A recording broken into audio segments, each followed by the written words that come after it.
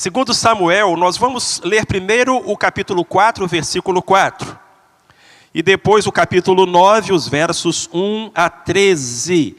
A cura na casa do rei. E se perto de você tem alguém sem a Bíblia, compartilhe o seu exemplar, abençoe o seu vizinho, abençoe o seu irmão.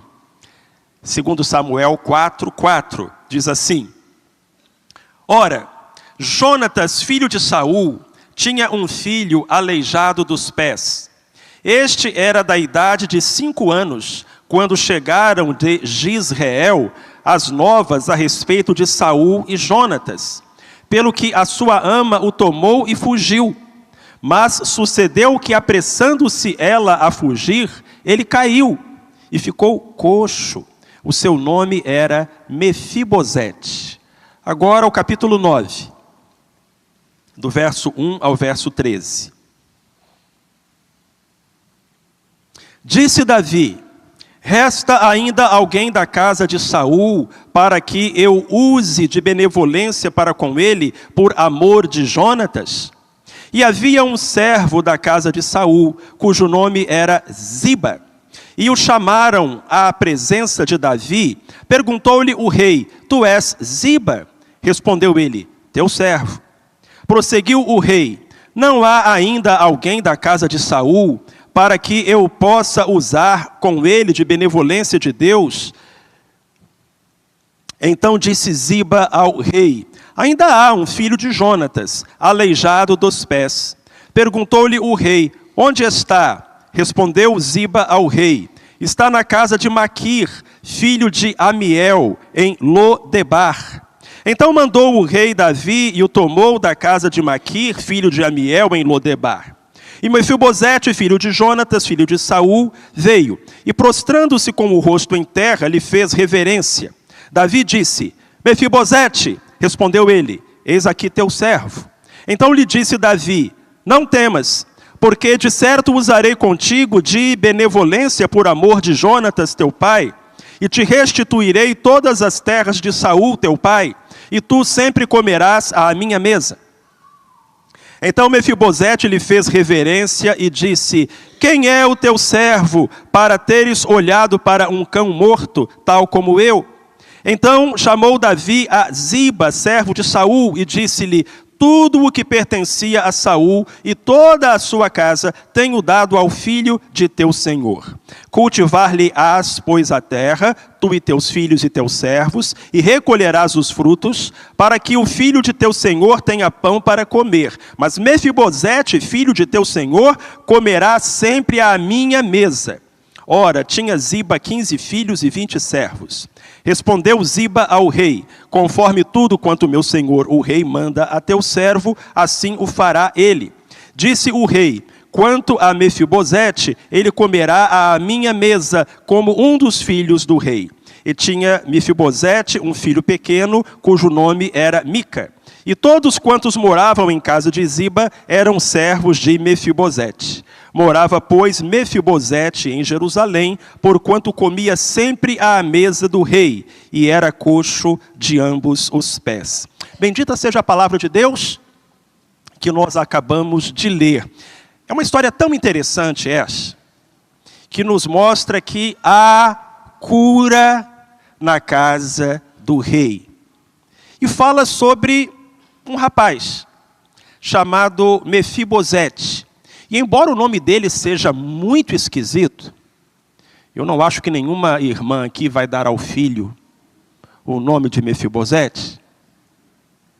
Embora o nome dele seja muito diferente, a história dele é mais parecida com a nossa história, irmãos, do que poderíamos a princípio supor. Porque a história de Mefibosete é a história de uma queda. De uma queda que deixou marcas. Mefibosete era filho de Jonatas, que era filho de Saul. Saul era o rei de Israel. O que significa que Mefibosete nasceu em berço de ouro. Ele era o príncipe herdeiro. Talvez as crianças da época o olhassem com inveja, porque sabiam que aquele menino seria favorecido ao longo da sua vida com uma mesa farta, uma casa próspera, e quando chegasse à idade adulta, possivelmente ostentaria a coroa sobre a cabeça. A história de Mefibosete começou muito bem, mas a certa altura, o caminho daquele menino foi cruzado pela desgraça, pela tragédia. Seu pai Jonatas e seu avô Saul foram mortos na batalha. E quando a notícia chegou, a babá que cuidava de Mefibosete tentou protegê-lo. Porque, meus irmãos, naquela época, quando um rei era morto, o costume era o inimigo matar toda a família do rei, para que nenhum príncipe reivindicasse o trono. Era feito um expurgo. E aquela mulher então tentou salvar Mefibosete, mas acabou tropeçando, deixando o menino cair, e ele ficou aleijado. A Bíblia diz que ele era coxo de ambos os pés.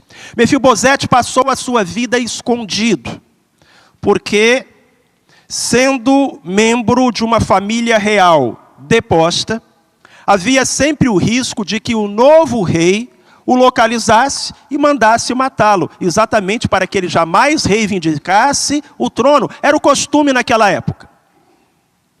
A Bíblia diz que Mefibosete foi morar em um lugar chamado Lodebar. Debar em hebraico significa pastagens, e Lo é não em hebraico. Lodebar significa sem pastagem, sem verde, sem grama, sem nada. Pense em um lugar arrasado, esquecido, triste até no nome. Era Lodebar. E ali Mefibosete cresceu, numa angústia, numa tristeza. Ele que havia começado tão bem a sua vida, estava agora passando por sérias dificuldades. Entretanto, Deus, o nosso Deus, é um Deus de poder, de graça e de amor. Em Eclesiastes capítulo 6, verso 8, Eclesiastes capítulo 6, verso 8, a Bíblia diz: melhor é o fim das coisas do que o começo. Se a sua história começou mal, ou seguiu mal até o dia de hoje, como foi a história de Mefibosete, isso não é o mais importante, porque o mais importante não é como a sua história começa, mas como a sua história termina. E a história de Mefibosete terminou muito bem. E o mesmo Deus que escreveu a história dele quer escrever a sua história e a minha. E há cura na casa do rei. Meus irmãos, vamos tecer algumas considerações a partir desta bela história. Primeira consideração: todos precisamos da graça de Deus. Mefibosete precisava da graça de Deus, da misericórdia de Deus, e nisso ele não era a exceção, ele era a regra. Porque assim como Mefibosete, nós fomos marcados por quedas.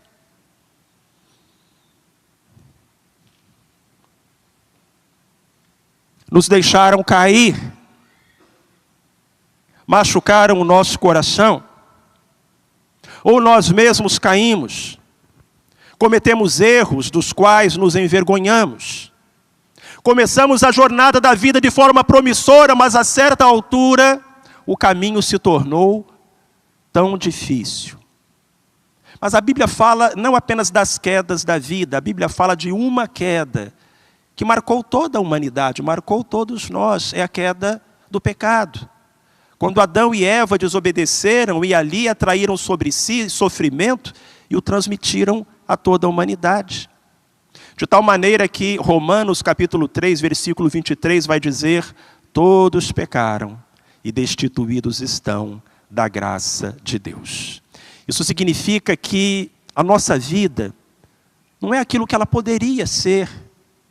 Isso significa que nós mesmos não somos aquilo que nós poderíamos ser, pois há uma queda, há uma interrupção, há um distanciamento.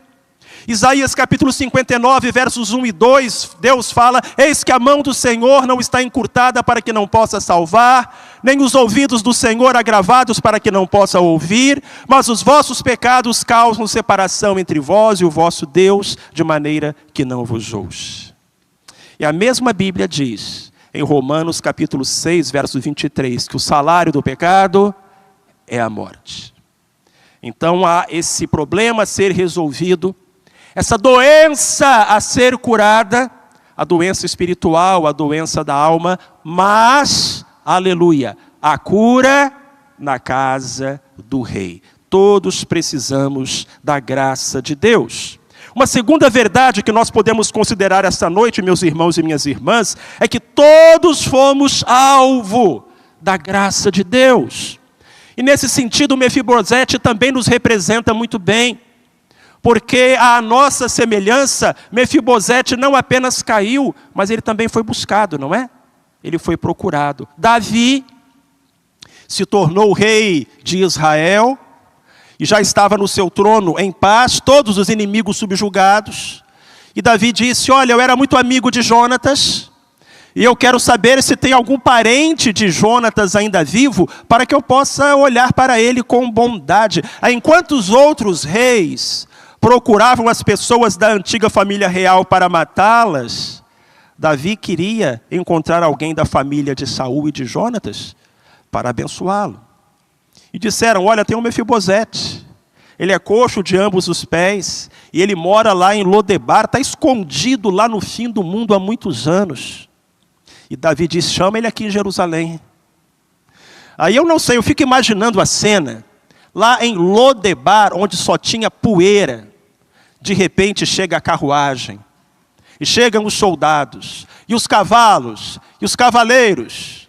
Onde mora Mefibosete? Você, Mefibosete?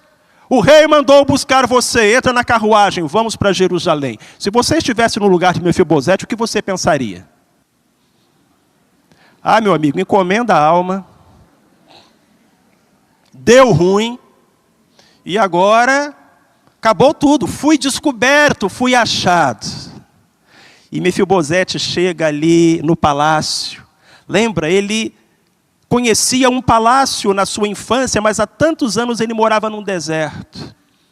E Mefibosete chega no palácio em Jerusalém, porque Davi mandou buscá-lo, Davi procurou por ele. Irmãos, nós fomos buscados pelo filho de Davi. Nós fomos buscados, procurados por Jesus Cristo, o Salvador. A Bíblia diz que o Filho de Deus veio buscar e salvar os que se haviam perdido. E ele diz, eu não vim para condenar, eu vim para salvar, eu vim para restaurar, eu vim para trazer a salvação tão necessária. E a mesma Bíblia que diz que o salário do pecado é a morte, diz que o dom gratuito de Deus é a vida eterna, em Cristo Jesus, nosso Senhor. Mefibosete não foi procurado porque ele merecesse. Ele mesmo ficou espantado e disse para Davi, eu sou um cão morto. Era assim que ele se enxergava. Talvez era assim que as pessoas tratavam ele. Era assim que ele se via.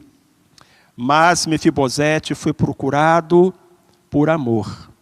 E por amor também Cristo procurou por você, morreu por você e ressuscitou por você a cura na casa do rei. Uma terceira e última verdade para a gente extrair desse texto é que todos podemos ser salvos pela graça de Deus. Que mudança! Então agora Mefibosete morava no palácio e ele comia à mesa do rei. Irmãos, na antiguidade não existia privilégio maior, honra maior do que comer à mesa do rei. Até hoje eu não sei se essa não é uma das honrarias mais altas que pode ser concedida a qualquer ser humano.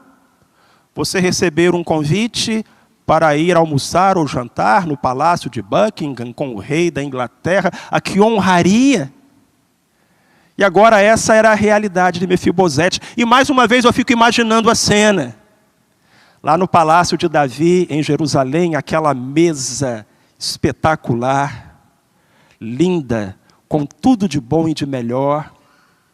E Davi se senta à mesa, está na hora do almoço, e aquele cheiro gostoso. E começam a chegar os comensais, e senta o general ao lado de Davi. Sentam os filhos, Salomão, os filhos, as filhas de Davi. e dizem assim: pai, podemos começar? E Davi diz: não, espera aí, falta alguém à mesa. E de repente se ouve o barulho de uma muleta. Toque, toque, toque. E é Mefibosete entrando na sala, com a família do rei, sentado junto do rei, comendo à mesa do rei, porque foi alvo do amor e da graça de Deus. Preparas uma mesa perante mim, na presença dos meus inimigos, unges a minha cabeça com óleo e o meu cálice transborda, disse Davi no Salmo 23, ele mesmo falando sobre como se sentia na presença de Deus, sentado à mesa do Rei dos Reis e do Senhor dos Senhores. Meu irmão, minha irmã, essa noite, quando nós celebramos a ceia, quando nós comemos do pão, quando nós bebemos do cálice, nós lembramos que Jesus, o filho de Davi, nós lembramos que Jesus, o Rei dos Reis e o Senhor dos Senhores, veio ao mundo para nos salvar, para nos dar a vida eterna, para nos dar vida abundante na terra, para nos dar vida eterna no céu. E a única coisa que pode impedir isso é a nossa rejeição, é a dureza do nosso coração, é a nossa rebeldia, porque nós fomos amados. Fomos amados com um grande e incomparável amor. Isso me faz lembrar a história de dois amigos que foram para a guerra. Eles eram soldados e eram muito amigos, lutavam sempre juntos. Mas certa batalha cobrou um alto preço daquele exército. E um dos amigos caiu, seriamente ferido, no campo de batalha. Só o outro conseguiu fugir. E aquele soldado que conseguiu fugir procurou o capitão e disse: capitão, eu peço permissão para voltar lá no campo de batalha, porque o meu amigo não veio. Meu amigo não chegou, meu amigo não conseguiu. Então eu peço permissão para voltar lá no campo de batalha, para buscar o meu amigo. E o capitão disse: permissão negada. Uma hora dessas, ele já está até morto. E se você for lá, o provável é que você vai morrer também. E ao invés de perder um soldado, eu vou perder dois. O soldado desobedeceu o capitão e voltou lá no campo de batalha. Uma hora depois, volta o soldado, carregando o corpo sem vida do amigo. E ele próprio, o soldado, mortalmente ferido. O capitão ficou furioso e disse: eu não falei que não era para você ir? Agora, ao invés de perder um soldado, eu perdi dois. Você trouxe o corpo sem vida dele, você mesmo está aí ferido e vai morrer, porque o ferimento é muito grave. Você me desobedeceu, você foi lá, valeu a pena! Valeu a pena ir lá! E no último suspiro, aquele soldado disse: valeu a pena, capitão. Porque quando eu cheguei lá, ele ainda estava vivo. E as últimas palavras dele foram: eu sabia que você vinha. Irmãos, Jesus veio por nós. Jesus veio por nós. E Ele morreu por nós. A diferença é que ao invés de arrastar um corpo sem vida, Ele nos concede vida. Vida eterna, vida abundante. Há cura na casa do Rei. Vida abundante, vida eterna. Vá a Cristo e você terá. Vamos ficar em pé, vamos cantar um hino ao Senhor e em seguida nós vamos orar ao nosso Deus.